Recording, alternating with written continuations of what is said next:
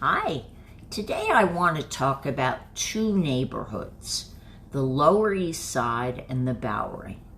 And I am not going to do either of these neighborhoods justice. There's so much history going back to the early settlement of New York City. And I really hope you'll explore on your own. But this is just a taste. So let's talk first about the Lower East Side. The Lower East Side really runs from the Bowery to the west, East Houston to the north, the East River and the FDR Drive to the east, and Canal Street to the south.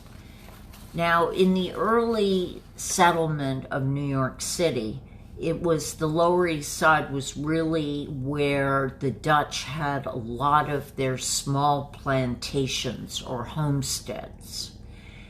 And as it developed over the years, people moved north, and the Lower East Side had the dubious distinction of being the first site of tenement housing. It became a magnet for immigrants to New York. Many groups have gone through the Lower East Side, from Germans, when certain areas were called Germantown, to Italians. And probably what the Lower East Side is most famous for are the East European Jewish immigrants who came to the Lower East Side in the 1920s and after. But this was not a great area. The living conditions were really very slum-like, causing, settlement houses like the Henry Street Settlement to be built to service this community. There was a lot of street life because people were trying to survive, but people lived in very close quarters. They're very densely packed. And at the early 20th century, the area was really associated with radical politics, probably because of the poverty. And there was a lot of socialism, anarchism, communism, and this was, it was all considered very radical at the time. In the 1960s, although many of the ethnic groups had moved on, the area really was known for just persistent poverty, a lot of drugs, a lot of prostitution, and it was really run down. The city developed a plan they were going to redevelop a huge swath, and unfortunately the plan fell through, never happened, and really redevelopment didn't start to happen until the late 1900s, early 2000s. But the neighborhood was being discovered by artists, by students, by more middle-class people with a sense for adventure who are looking for affordable housing. And so by the early 2000s, the area was considered one of the hippest in New York. And then the developers came flooding in. And one particular development that stands out and is a building called the Blue Condominium, which is a blue glass structure in the midst of all these smaller old structures that completely stands out like a sore thumb. you know, maybe this is gentrification. I don't know. I call this bad development. But it's still there. There was also a hotel built in the early 2000s, the Rivington Hotel. And some bigger developers have come along and built rental housing. So the area has changed a lot. There's a lot more money in the area. I don't think it's now considered the hippest area in New York, but it's not run down the way, and it's not dangerous the way it was. Then we have the Bowery, which runs along a street called the Bowery.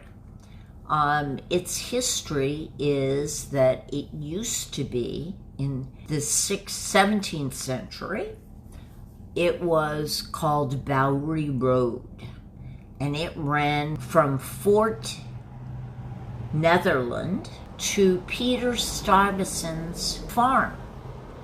And the word Bowery is an Anglicization of a Dutch word, Bowery, which apparently means farm. That's the ancient history of Bowery. But interestingly enough, as New York City grew and people were moving north and looking for places to live, Bowery and the Bowery, this neighborhood and along this road, became very popular with the moneyed classes. And they built mansions along here. It was very elegant. It was the place to be. Apparently, at the time, it compared with Fifth Avenue. My, how things change. In the early 1800s, around 1826, a theater was established by John Jacob Astor called the Bowery Theater. This was, it was to service the affluent community in the area.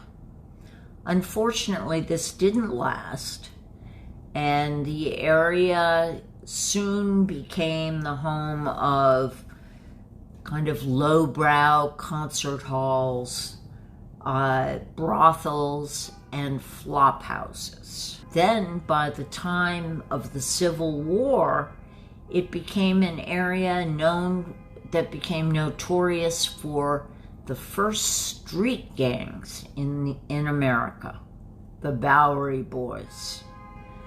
And it was very dangerous down there. And to add to the danger, between 1878 and 1955, the 3rd Avenue L ran right over the Bowery, making it dark and more forbidding. So it was not a safe place to be. It was run down, and it became our Skid Row.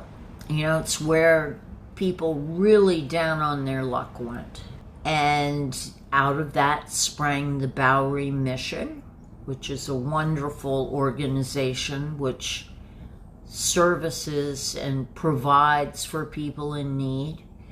And then in the late 1900s and early 2000s, the Bowery was where you went to buy lighting fixtures or to buy used restaurant equipment.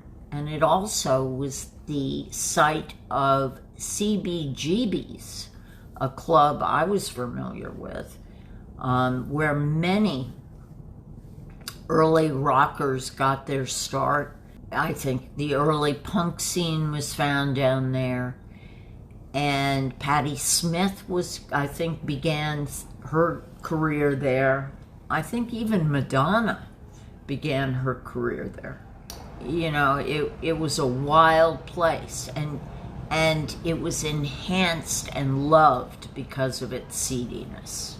The Bowery today certainly doesn't have the same level of vagrant population and has been discovered by developers. There have been some new condominiums built along the Bowery.